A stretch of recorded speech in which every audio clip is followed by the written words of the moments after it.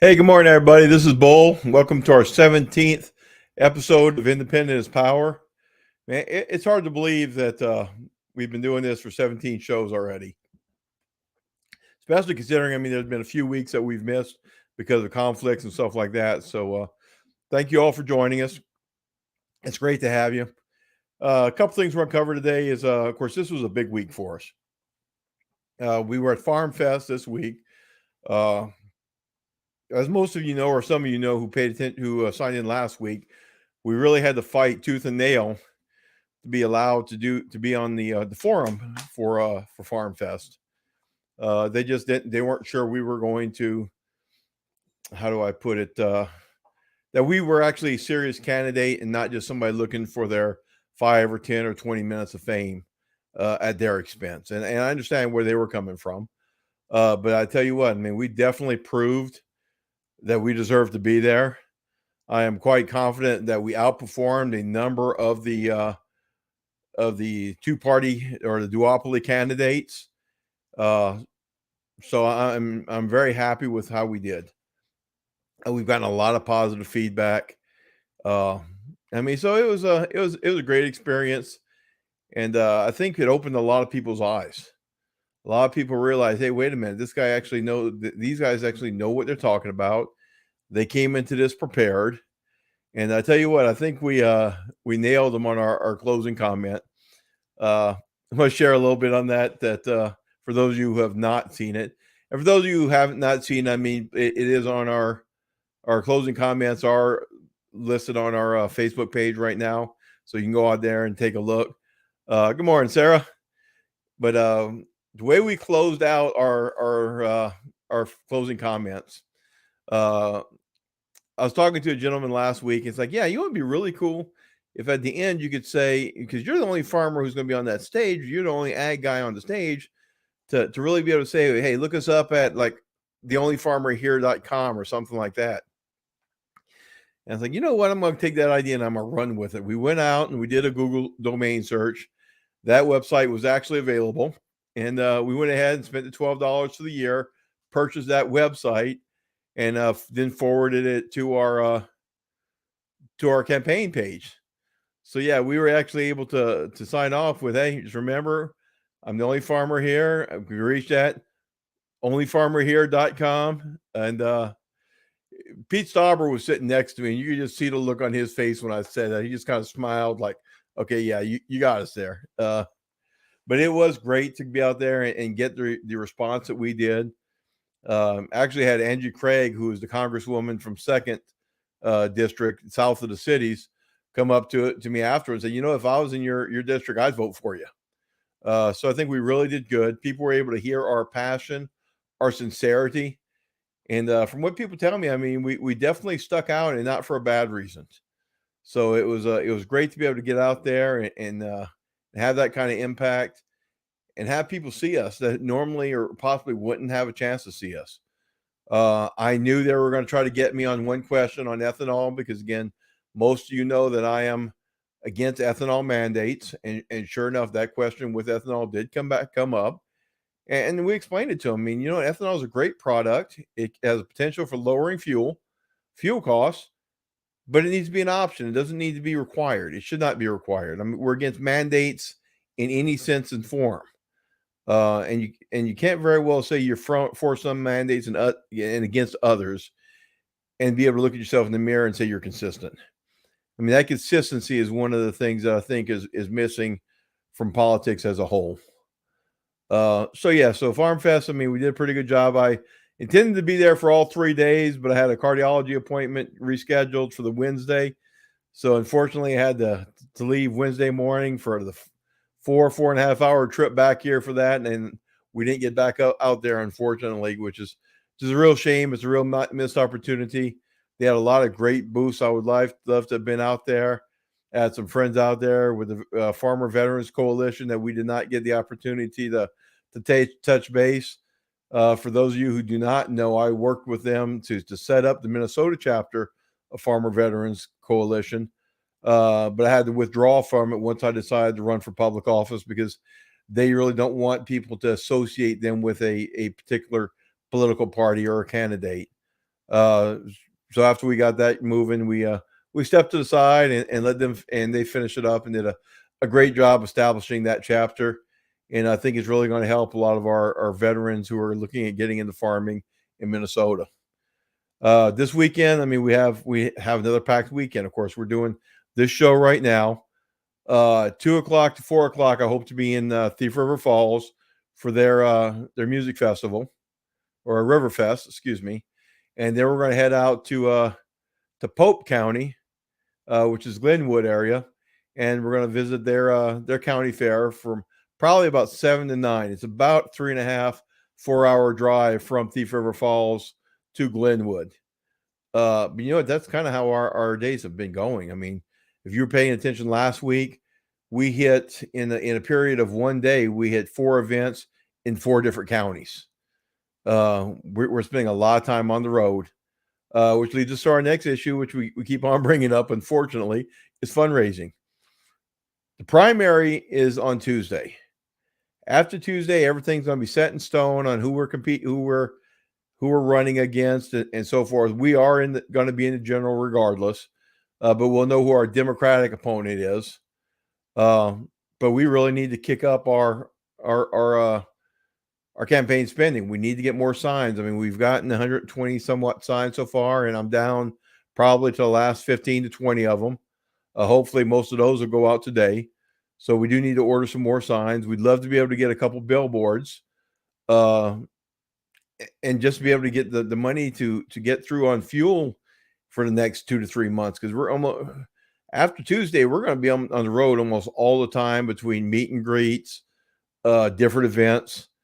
Again, if you want us in your town for a meet and greet, I'm more than willing. Just help us find a location and a date, and we will set it up. And you know what? You help set it up, I will be there. That's all we can. I mean, that's what it's going to take. We need to be able to get us the news out about the campaign, and we're really. I mean, the people who learn about us love us, but the question is, do we get it? Can we get the information out? Can we get enough people on board that knows about us? Farm Fest, we opened some eyes. I'd have to go back and relook at the video, but I believe for the closing statements, we were really the only candidate who got applause. I mean, that's saying something. I mean, to be there as a outside the two-party system, I'm sitting on stage with 4 Congress people, and we're the ones who the crowd ends up applauding at the end. I mean, that says there's people looking for our message. I mean, when we gave that closing statement, and again, if you have not watched it, please go back and watch it. I mean, please, you will hear the passion. You will hear to a certain extent, the anger when we're talking about what the two parties are doing to our country.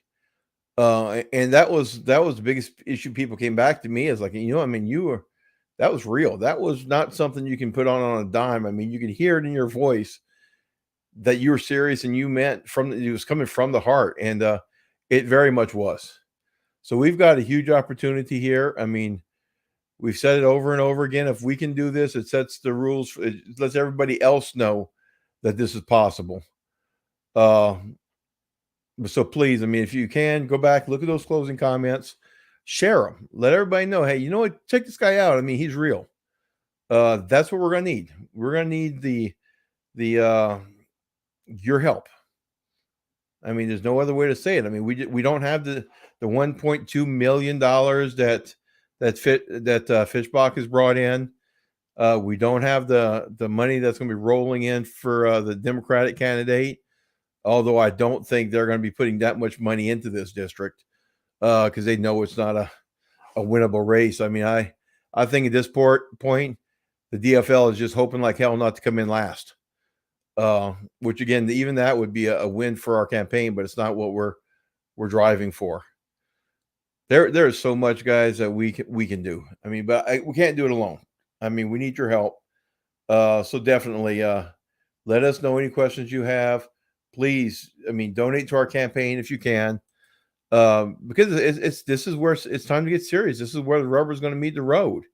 And if we can't get our fundraising up, I mean, we're going to be in trouble. So we are going to do a kind of like a money bomb between now and the primary. basically that's just a hard push for funding, hard push for donations between now and Tuesday, so that when after the primary is over, we're going to be able to really kick it up a gear starting on Wednesday. So please, I mean, spread the word about us. Ask people to help. I mean, to help if you can. I mean, share our Facebook page. Right now we're at about 3,900, and we're trying to get to 4,200 by the end of the month. We were hoping to get to 4,000 by the end of last month. We just couldn't quite get there. Oh, that reminds me of the other news that happened this week. That was or last week. That was kind of a shocker. Is we actually got verified on Twitter, which I think is a kick, because Twitter is supposed to be so much harder to get verified than Facebook, and we have not been able to get verified on Facebook. But I had somebody call me and said, "Dude, open up your Twitter." I'm like, "Okay, what?" It's like, "Dude, you got a blue check mark." I'm like, "Seriously?" And which is kind of weird. I mean, I look at being a libertarian. I mean, I look at all the big voices in the Libertarian Party. I mean, I look at the Dave Smiths. I look at the Tom Woods. And when I open their Twitters, they're not even verified yet, because because we're running for Congress, that we managed to get that blue check mark, which for those of you who don't know, it makes it pushes us up higher on the list when we respond or we question other people with blue check marks. So if the President Biden put something out and that we respond to it, we're much likely to be higher on the feed with that verified account than others are. If you're looking at somebody who gets a lot of feedback and a lot of comments, they can actually screen it out and say, okay, I'm only going to look at the ones with the blue check mark who's responding to me, and that's what a lot of them do. So it's a lot more likely to get that response and that back and forth that helps you grow that account. So that was another humbling experience that I look at that and go, man, compared to all these big voices within the movement, how in the heck did I manage to do that? But and I did it with your help. I mean, there's so many of y'all who have been with us from the beginning. But it's time for us to kick it up at that next notch. We do have a lot of things in the pot right now. For those who don't know or have not seen, we did just release our agriculture policy. It is a multi-item policy. It's basically going, hey, these are our priorities. This is what we're looking for in the ag industry. And to my knowledge, we're the only candidate really who has done that, who said, hey, very specifically, this is what we're looking for. This is what we're trying to accomplish. When we look at new laws or new rules, this is what we're looking at. This is what we're trying to do. So, so please get familiar with that. I mean, if you have any questions or any comments about any of our policies, please reach out to us. I thank all of you from the bottom of my heart, as always, for sticking with us to this point. But I'll tell you what, in 100 days, this thing's going to end one way or the other. Because yeah, it's October, it's August right now. Early voting is going to start probably within the next 45 days. I mean, because it starts basically 40 to 45 days before November 8th. So by the end of September, so 60 days or so, the early voting is going to begin. We need to get our word out. We need to get our message out, not by November 8th, which is the election date, but by 45 days before that, when people first start voting. It doesn't help us to win somebody over to our cause and they've already mailed their mail-in ballot. So please help us spread the word. I thank all of y'all for joining me. Remember, independent is power. And I thank y'all very much. Have a great day. Bye.